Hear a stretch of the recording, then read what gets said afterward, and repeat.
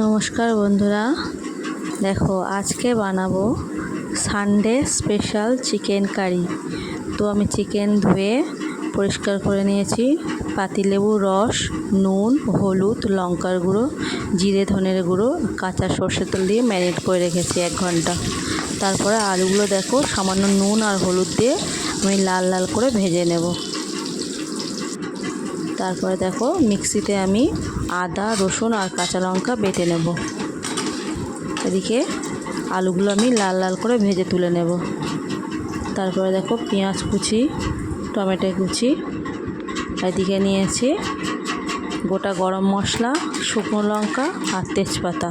তো আলুটা আমি ভেজে তুলে নিয়েছি, ফোড়নে দিয়েছি তেজপাতা, শুকনো লঙ্কা, গোটা গরম মশলা। তারপর পেঁয়াজ কুচিগুলো দিয়ে দিয়েছি, হালকা লাল লাল হবে। তারপর টমেটোও দিয়ে দিয়েছি।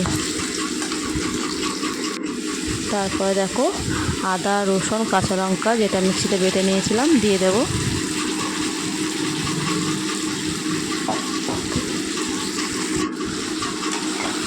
তারপরে মশলাটা ভালো করে কষাবো। এরপর দেব নুন, হলুদ, লঙ্কার গুঁড়ো, জিরে ধনের গুঁড়ো দিয়ে দেব।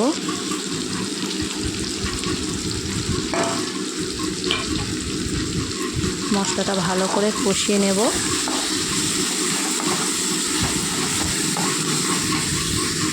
তারপর দেখো ম্যারিনেট করা চিকেনটা আমি দিয়ে দেবো এবারে।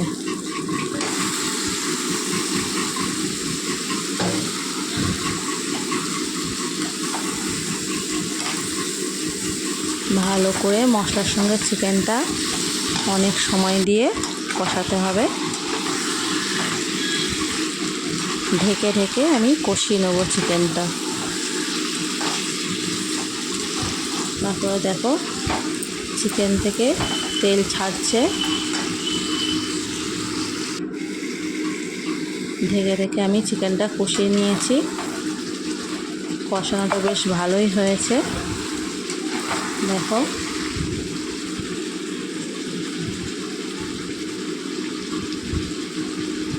চিকেনটা যত কষাবে ততই টেস্ট বাড়বে।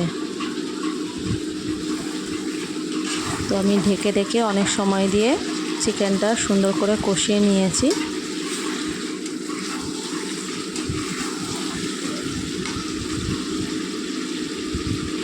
দেখো তেল ছেড়ে দিয়েছে।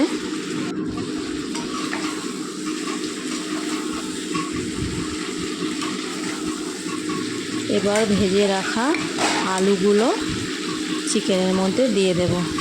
দিয়ে একসঙ্গে আবার কিছু সময় কষিয়ে নেব। আলুর সঙ্গে চিকেন মশলা সব একসঙ্গে এবার কষিয়ে নেব। আর চিকেন কারিতে আমি কিন্তু ঠান্ডা জল দেব না। আমি একটা পাত্রে জল গরম করতে বসিয়েছি। জলটা উষ্ণ হবে, তারপর দেব। তোমরাও বন্ধুরা চিকেনে ঠান্ডা জল দেবে না, উষ্ণ একটু গরম জল দিলে চিকেনের টেস্টটা বেশি ভালো হয়। তো আমি দেখো উষ্ণ গরম জল দিয়ে দিলাম।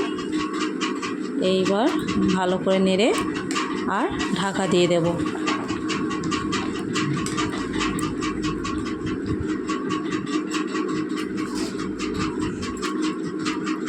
ঢেকে দিলাম। 20 মিনিট পরে আবার ফিরে আসবো। দেখো আমার রেডি হয়ে গেছে।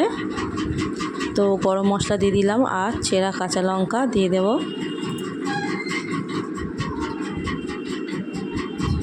তো চিকেন কারি আমার রেডি, লাল লাল চিকেন কারি।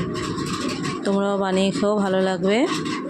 ভালো লাগলে চ্যানেলটা সাবস্ক্রাইব করো, লাইক করো। Thank you.